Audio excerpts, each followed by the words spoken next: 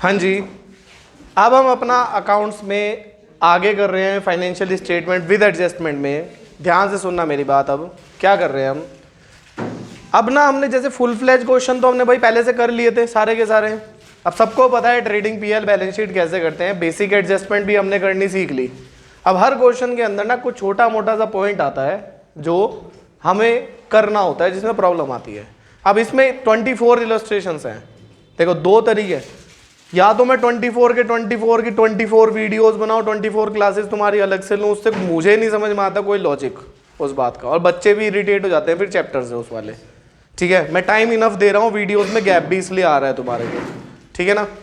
तो अब तुम्हें क्या करा रहा हूँ मैं, हर क्वेश्चन में जो मेरे को लगता है थोड़ी सी डिफिकल्ट पोर्शन है, जो मेरे को लगता है वो मैं करा रहा हूँ, या डिफरेंट पोर्शन है। ठीक है ना, हर इलस्ट्रेशन के अंदर से, और नई नई एडजस्टमेंट करा रहा हूँ। बाकी बेसिक क्वेश्चन तुम अपने आप कर लेना। बार बार क्या बताना कि ओपनिंग स्टॉक ऊपर आता है फिर परचेज माइनस, बार बार क्या बताना एक ही चीज को। तो मैं मेन चीज करा रहा हूँ। अब जैसे हम कर रहे हैं इलस्ट्रेशन नंबर 4 खोलो। 4 के अंदर हम एडजस्टमेंट है 3rd and 4th। Illustration number 4 की शुरुआत कैसे होती है, शुरुआत होती है from the following trial balance of Ram Kumar, DK Goyal की book financial statement with adjustment, chapter का नाम है। पहली ट्रांजैक्शन है कैपिटल 50,000 रुपए। इसमें 3rd नंबर की एडिशनल इंफॉर्मेशन या एडजस्टमेंट क्या दे रखी है, insurance premium is paid for the year ending 30 June 2013। ध्यान से समझना। तो पहले तो तुम सबसे पहले ढूंढो इंश्योरेंस प्रीमियम। देखो लास्ट से 3rd आइटम दे रखी है इंश्योरेंस प्रीमियम। तो पहली चीज हमें पता होनी चाहिए कि इंश्योरेंस प्रीमियम आता कहाँ पे है। तो कहाँ आता है वो इंश्योरेंस प्रीमियम है, बोलो जल्दी, इंश्योरेंस कहाँ आता है। अब भी तो बोला, क्या हो गया था थोड़ी देर पहले। सर हमने पीएल के डेबिट में लिखा टू इंश्योरेंस प्रीमियम, कितनी अमाउंट है भाई, 2000। अब इस पे एडजस्टमेंट पढ़ते हैं हम। क्या देखो, मैंने इनर कॉलम में अमाउंट लिख दी। अब इस पे एडजस्टमेंट पढ़ो क्या दे रखी है। इसने एडजस्टमेंट दे रखी है insurance premium is paid for the year ending 30 June 2013। Underline कर लो वर्ड ईयर। मतलब जो साल हमारा 30 जून को खत्म हो रहा था वहां तक की पे करी है। हमारा साल यहां पे कब खत्म हो जाता है, 31 मार्च 2013 को, लेकिन इसने इंश्योरेंस कब तक का पे कर दिया, 30 जून। तो अप्रैल मई जून का आगे तक का पे कर दिया, मतलब एडवांस पे कर दिया, मतलब प्रीपेड। तो प्रीपेड का ट्रीटमेंट है माइनस प्रीपेड, और एक बार एसेट्स में लिख दूंगा मैं प्रीपेड इंश्योरेंस। अब लेकिन बात आती है, एसेट्स नहीं, एसेट्स में लिख दूंगा मैं प्रीपेड इंश्योरेंस। अब बात यह है कि इसे निकालेंगे कैसे। ये वाला तो देखो सिंपल है, इसमें तो कोई प्रॉब्लम आती नहीं है। कितने रुपए का है, 2000 ये कितने महीने का इंश्योरेंस है, पहले ये बात जज करने वाली है। इसने यहाँ साफ साफ बोल दिया फॉर द ईयर एंडिंग, मतलब ये कितने साल का है, 1 साल। जज करने का तरीका है ईयर वर्ड लिख दिया उसने। तो 12 महीने का इंश्योरेंस हमारा कितना है भाई, 2000। 1 महीने का कितना हो गया, 2000। आ रहा है वीडियो में इतना पोर्शन, नहीं आ रहा, चलो मैं नीचे करता हूं। 12 महीने का इंश्योरेंस है 2000। 1 महीने का इंश्योरेंस, देखो यूनिटरी मेथड लगा दो, ये नीचे चला जाएगा ना, 2000 अपॉन 12। हमें कितने महीने का चाहिए, जितना उसने एडवांस दिया। कितने महीने का एडवांस दिया, 3 महीने का। तो 3 महीने का कितना हो जाएगा, 2000 अपॉन 12 इंटू 3। इसे कट कर देना, 3 कम 3, 3 चौक 12, 4 5, 500 रुपये आ जाएगा तुम्हारा। तो 500 यहाँ से लेस करो और 500 एसेट्स में दिखा दो। समझो मेरी बात दोबारा से ढंग से। अब लेकिन हमें एग्जाम के अंदर सिर्फ इतना पोर्शन ही करना है, इससे इतना यूनिटरी लगाने की जरूरत नहीं है, टाइम नहीं वेस्ट करना। तो एक रूल होता है कि बचपन में पढ़ा होगा तुमने कि न्यूमिनेटर और डिनोमिनेटर सेम चीज को डिनोट करना चाहिए, मतलब ऊपर वाला भी और नीचे वाला भी सेम चीज को डिनोट करे। ये 2000 कितने महीने का इंश्योरेंस है, 12। फॉर द ईयर वर्ड से पता चला। तो डिवाइड भी किससे होगा, 12 से, और मल्टीप्लाई किससे होगा, जितने महीने का निकालना है, 3। समझ के बाद 500। अब एक और एडजस्टमेंट है इसमें, वेजेस। वेजेस कहाँ जाती है सर, ट्रेडिंग के डेबिट में। टू वेजेस कितना दिया हुआ है, 6000। इसमें भी इसने एडजस्टमेंट दी हुई है, wages have been paid up to 30 June 2013। Wages भी इसने जून तक की दे दी। वेजेस भी 3 महीने की एडवांस दे दी, तो इसमें भी प्रीपेड है, ये भी लेस होगा हमारा, माइनस प्रीपेड और एक बार एसेट्स में प्रीपेड वेजेस। लेकिन पॉइंट क्या है, अब इसने कहीं पे भी ईयर वर्ड लिखा, कोई डिनोशन दिया, इसने ऐसा कोई डिनोट करा कि ये 12 महीने का है वेजेस, नहीं। तो हमें यहाँ मानना पड़ेगा कि ये वेजेस 12 की तो थी प्लस अप्रैल मई जून की एक्स्ट्रा और थी, तो कितने महीने की वेजेस होगी है, 15 महीने की। तो 6000 को हम डिवाइड किससे करेंगे, अब 15 से करेंगे अब, और इनटू किससे करेंगे, 3 से। सपोज करो ये बोल देता अक्टूबर तक की, क्या बोल देता, अक्टूबर, तो अप्रैल मई जून जुलाई अगस्त सितंबर, मतलब 1 अक्टूबर तक बोलता सपोज, तो 6 महीने की एक्स्ट्रा हो जाती, अप टू अक्टूबर, 38 सितंबर बोल देता, तो डिवाइड किससे करता मैं, 18 से। और अगर वो अप टू 30 सितंबर लिख के फॉर द ईयर या फॉर 12 मंथ्स ऐसा कुछ लिख देता जिससे हमें पता चल जाता कि वो 12 महीने का है, तो डिवाइड किससे करता मैं, 12 से। समझ में आई बात मेरी ये वाली, क्लियर है बिल्कुल, ठीक है, इजी था ये वाला पोर्शन, तो बिल्कुल नहीं आया समझ में, बताओ क्या नहीं आया समझ में, ये वाला या ये वाला भी नहीं आया भाई। ये 15 महीने का कैसे है ये समझो, इसने बोला है सिर्फ एक वर्डिंग बोली है अप टू 38 जून, इसने कहीं पे भी बोला कि ये 12 महीने का था, नहीं बोला, तो इसका मतलब ये कितने महीने का है, 15 महीने का है भाई, 12 का तो है ही है, और अप्रैल मई जून का एडवांस दे दिया उसने 15 महीने का, तो वही यूनिटरी मेथड लगाओ, 15 महीने का है 6000, तो 1 महीने का कितना हो गया 6000 अपॉन 15, और 3 महीने का कितना हो गया 6000 अपॉन 15 इंटू 3, कितना निकल के आ रहा भाई बताना एक बार, 1200। अब 1200 एक बार यहाँ से लेस कर दूंगा और एक बार एसेट्स में दिखा दूंगा मैं 1200। अब समझ में आया कि अब भी नहीं आया समझ में, दोबारा बताऊँ, नहीं समझ में आ गया भाई, समझ में आया तुम्हें, चलो एक बार हाथ से दोबारा करके देखना, तब भी समझ नहीं आता तो मैं हूँ दोबारा में कहीं जा थोड़ा ना रहा हूँ। अब आगे समझो इसके, अब मैं दूसरा क्वेश्चन करा रहा हूँ क्योंकि मुझे नहीं लग रहा है इसके अंदर और कुछ इंपॉर्टेंट है। अब देखो, अब तुम खोलो, अब आता है हमारा जीएसटी वाला पोर्शन, इलस्ट्रेशन नंबर 8, क्योंकि हम इससे पहले के सारे कर चुके हैं, एक ही पॉइंट में बच्चों को प्रॉब्लम आ रही थी तो मैंने ये वाला पॉइंट दोबारा बता दिया। अब खोलो इलस्ट्रेशन नंबर 8, देखना ये वाला पॉइंट ध्यान से इंपॉर्टेंट है। फ्रॉम दी फॉलोइंग, इलस्ट्रेशन की शुरुआत किससे है, from the following trial balance of Gupta furniture house. पहली फिगर किससे शुरू है हमारी, परचेज 1,80,000, परचेज 1,80,000। अब इस वाले क्वेश्चन के अंदर सिर्फ एक एडजस्टमेंट है जो मेरे को लगती है थोड़ी सी डिफरेंट है, और वो एडजस्टमेंट है एडजस्टमेंट नंबर 4। देखो अब एडजस्टमेंट ध्यान से समझना, rent is payable at the rate of 4,000 पर मंथ, रेंट कितना पे करना है 4,000 पर month, outstanding rent is subject to levy of CGST SGST 9%। तो पहले जब तुमने ऊपर देखा ट्रायल बैलेंस में तो रेंट इसने दे रखा 40,000 का, जल्दी से मेरे को बताओ रेंट कहाँ पे आता है,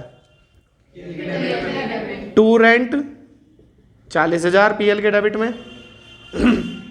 अब समझो इसने क्या बोला है, इसने बोला है rent is payable at the rate of 4,000 पर मंथ, तो 4,000 पर मंथ का मतलब 12 महीने का कितना हो गया, 12 चौक 48,000 रुपये, 48,000 रुपये का हमारा रेंट बनता था। ट्रायल बैलेंस के डेबिट में देने का मतलब है कि इतना उसने पे करा है अभी जेब से, 48,000 में से उसने जेब से कितना पे करा है अभी तक 40,000, इसका मतलब 8,000 रुपये भी नहीं दिया है, और जो नहीं दिया होता उसे क्या बोलते हैं हम, आउटस्टैंडिंग। हम एक्रूवल बेसिस पे अकाउंटिंग करते हैं, इसलिए हम जो होना चाहिए वो लिखते हैं, जो एक्चुअली में पे करा है उसे नहीं लिखते। तो हमें 48 तक ही पहुंचना है, तो मैं प्लस कर दूंगा आउटस्टैंडिंग रेंट 8,000, कितना हो गया 48,000। लेकिन अब एक छोटा सा ट्विस्ट हो गया इसमें, इसमें इसने बोल दिया कि इसमें GST भी है तुम्हारा, क्या है GST। अब ये पॉइंट बड़ा ध्यान से समझना भाई, तो 8,000 रुपये दिख रहा है कैमरे में, यहां तक 8,000 रुपये में कुछ दिख भी रहा है कैमरे में, 8,000 में ये तो आउटस्टैंडिंग हो गया, प्लस करता हूं मैं CGST 9%, वो भी आ गया 720, प्लस SGST वो भी 720, टोटल हो गया 9440। अब ये चारों की चारों चीजें मुझे कहीं ना कहीं लिखनी है, ध्यान से समझना मैं क्या कह रहा हूं। ये चारों चीजें मुझे कहीं ना कहीं पे लिखनी है। पहले मैं एक तरीके से बता रहा हूं बिना जर्नल एंट्री के, फिर मैं जर्नल एंट्री के साथ बताऊंगा। 8,000 तुम लिखोगे, अच्छा ये पहले कहां से आया दोबारा समझ लो। 8,000 रुपये तो आउटस्टैंडिंग, इसने बोला आउटस्टैंडिंग पे GST भी है 9%, तो 9% CGST 720, 9% SGST 720, टोटल हो गया आउटस्टैंडिंग 944। तो आउटस्टैंडिंग टोटल कितना है? तो टोटल आउटस्टैंडिंग यहां लिख दो, आउटस्टैंडिंग रेंट 9440। अब GST और रह गया, तो यही हटा दो मैं इसे। अब याद करो मैंने GST के बारे में तुम्हें बताया था कि आउटपुट में से इनपुट को लेस करके दिखाते अगर आउटपुट बड़ा होता है तो आउटपुट इस क्वेश्चन में दिया हुआ है, आउटपुट CGST कितना दिया हुआ है 25,000 माइनस इनपुट CGST 15,000 और प्लस इस 15,000 में ये 720 भी ऐड कर दोगे तुम, कितना हो गया टोटल 15,720। ये लेस करके अमाउंट बाहर लिख देना और सेम टू सेम SGST का यहां पे कर देना, सेम बिल्कुल, बस वर्ड चेंज हो जाएगा C और S। देखो चारों चीजें कर दी हमने, 8,000 मैंने यहां ऐड कर दिया, 9440 को मैंने यहां लिख दिया, 720 यहां लिख दिया और दूसरा 720 दूसरे इनपुट में। अब ये तो हो गया डायरेक्ट। अब मैं जर्नल एंट्री करके कर रहा हूं। वैसे मैंने देखा है जिस बच्चे ने जर्नल एंट्री चैप्टर अच्छे से करा हुआ है वो इस क्वेश्चन को हमेशा जर्नल एंट्री से करना रेफर करता है, GST वाले पोर्शन को। वो कैसे होगा जल्दी से मेरे को बताओ, आउटस्टैंडिंग रेंट की जर्नल एंट्री क्या होगी, कौन बताएगा? Very good, rent account debit to outstanding. तो GST भी लगा दो भाई उसमें, एंट्री क्या होगी? Rent account debit, input CGST account debit, input SGST account debit to outstanding rent. 8,000 720 720 9440। अब बस रेंट जहां वर्ड लिखा है रेंट को रेंट में ऐड कर दिया, इनपुट वाले दोनों इनपुट में ऐड कर दिए, आउटस्टैंडिंग रेंट को आउटस्टैंडिंग की जगह लिख दो। सिंपल है बिल्कुल। सिंपल है। देखो तीन चीजें डेबिट में आ गई, डेबिट में भी 9440 हो गया और क्रेडिट में भी 9440 हो गया।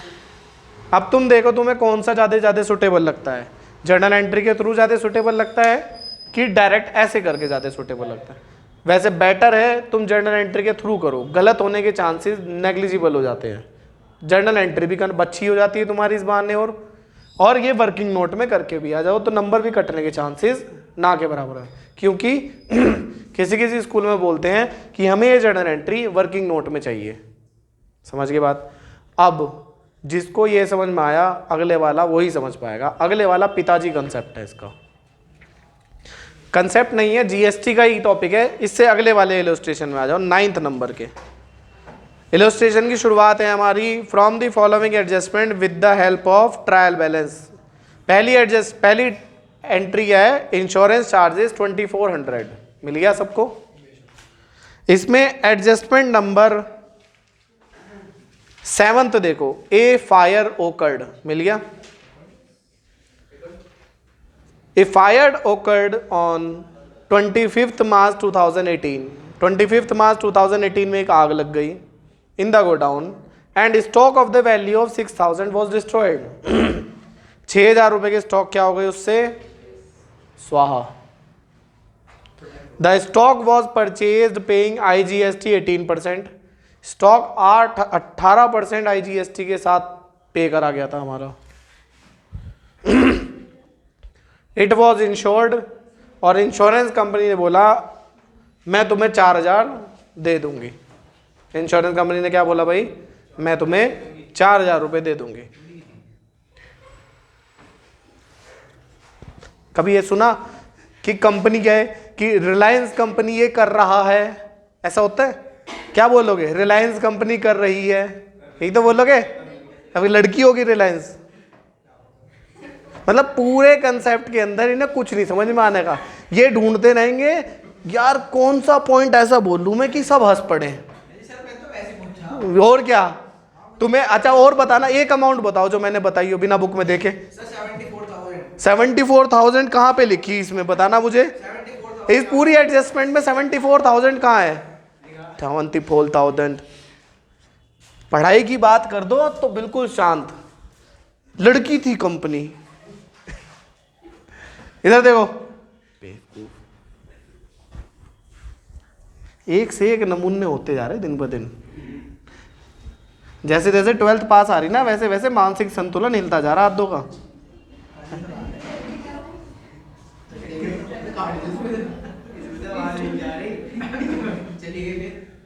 चुप,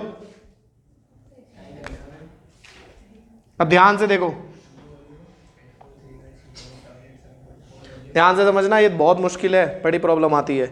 सबसे पहले तो मेरे को बताओ कि फायर कितने की लगी भाई? 6,000 के गुड्स डिस्ट्रॉय हुए इसमें फायर में। तो शायद किसी ने पहले जीएसटी वाला चैप्टर करा हो तो उसे जर्नल एंट्री आती होगी।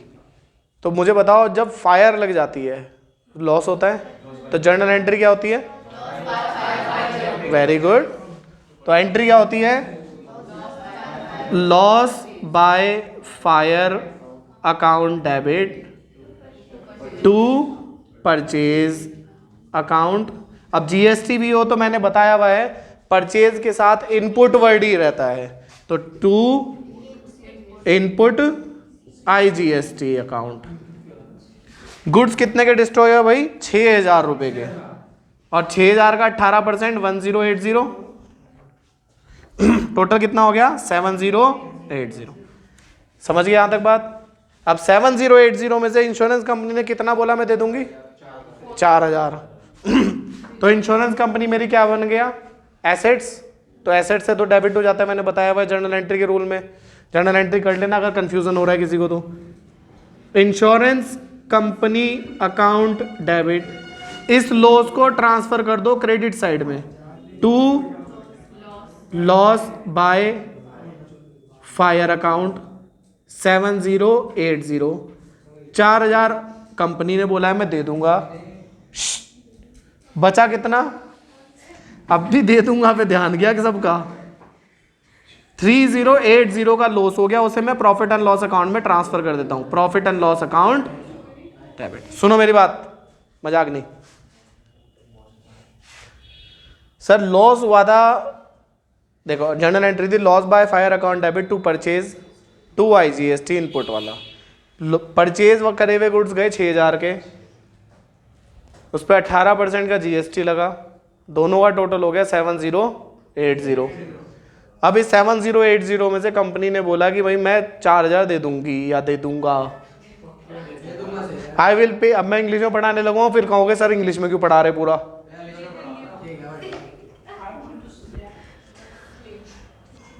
कितना हो गया भाई? Out of 7080 insurance company has admitted that we will pay the 4,000 rupees, and if we deduct the amount from the 7080 minus 4,000 rupees, we will get 3080, and that will become our profit and loss. That will, so it mean to say 7080 में से 4,000 तो company ने बोला मैं दे दूंगा भाई, बचा कितना? उतने रुपए का हमारा एक्चुअल लॉस हुआ है। अब देखो, इस अगर तुम्हें जर्नल एंट्री मिल जाए, ऐसे बनानी आ जाए, तो इस जर्नल एंट्री से तुम ट्रेडिंग पीएल और बैलेंस शीट में कैसे पुट करोगे आइटम, ये बात ध्यान से समझना मेरी बात।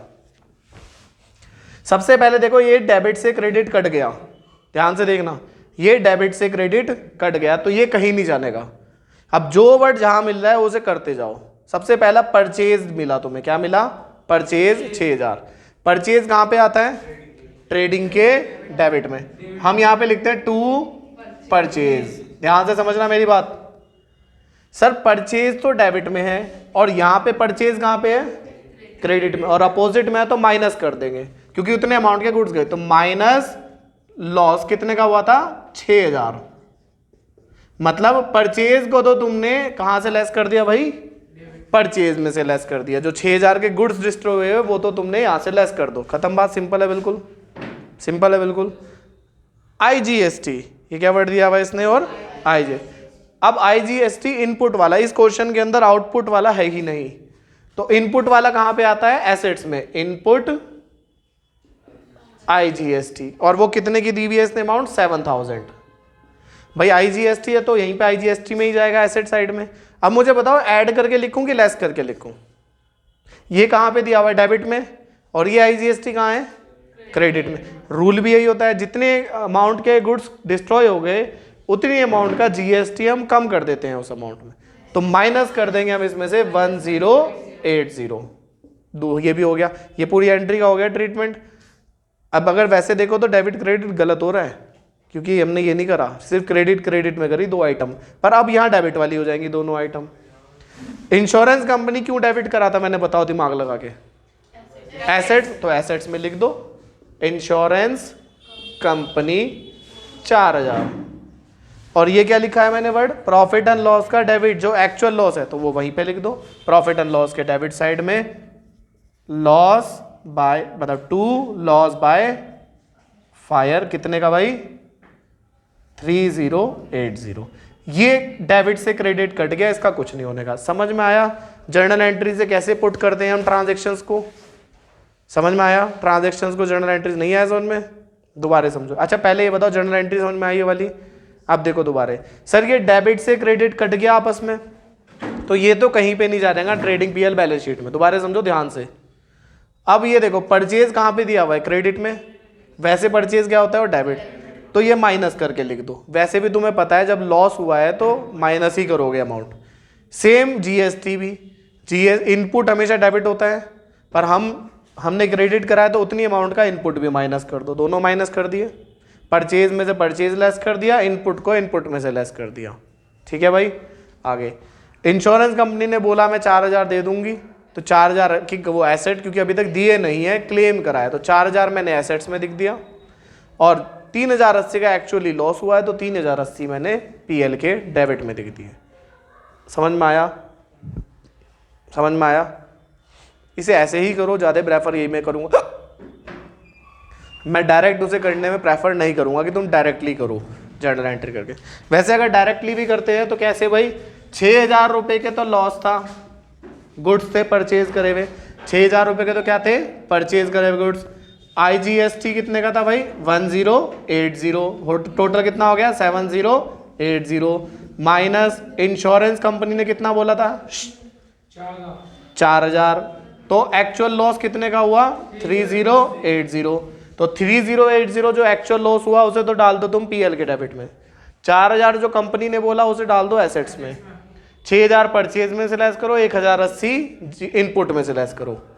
अब दोनों में से कोई सा भी तरीका करना हो, डायरेक्ट ये करके करना है या जर्नल एंट्री करके कर लो, कोई सा भी। इनपुट में से लेस कर दो, परचेज में से लेस कर दो। समझ गए बात, क्लियर है बिल्कुल, ये वाली बात क्लियर हुई बिल्कुल, जो मैंने बोला समझ में आई बात। ठीक है, मुश्किल तो नहीं है भाई, समझ में आया होगा होप सो। अब इसके आगे देखते हैं, अब हम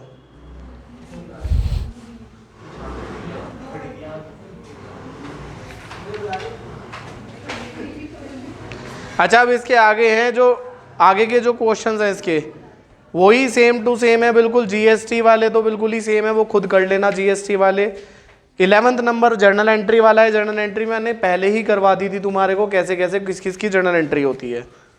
लास्ट में एक बार जब मैं रिवाइज कराऊंगा तब भी सारी की सारी जर्नल एंट्री मैं करवा दूंगा। अब इसके 2-3 पॉइंट बचे हैं, वो हम कल करेंगे, आज हम इतना ही रखते हैं इसको। इसके होमवर्क करके लेके आना, तो मैं होमवर्क दे देता हूँ इसका।